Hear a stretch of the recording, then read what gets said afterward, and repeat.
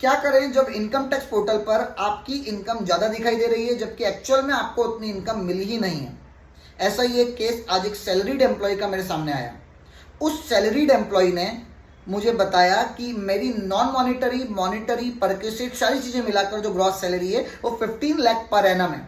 लेकिन जब income tax portal पे देखा, जब एम्प्लॉयर के दिए हुए फॉर्म 16 को देखा तो उसमें उनकी इनकम 18 लाख पर एनम आ रही थी, यानी 3 लाख रुपए इनकम ज़्यादा आ रही थी। 30% का टैक्स स्लैब था, 3 लाख रुपए इनकम मतलब 90,000 रुपए का इनकम टैक्स। उस पर्सन को वो जो 3 लाख रुपए एडिशनल इनकम थी वो मिली ही नहीं थी क्योंकि उसके पैकेज का पार्ट ही नहीं थी।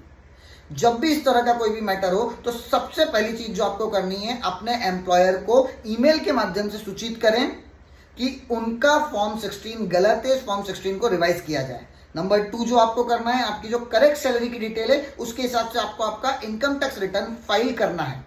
देखिए, क्योंकि फॉर्म 16, टीआईएस, एआईएस और आपने जो रिटर्न फाइल किया है इन सब में मिसमैच रहेगा, आपकी इनकम 3 लाख से कम दिखेगी, तो ये पक्की बात है कि आपको नोटिस आएगा।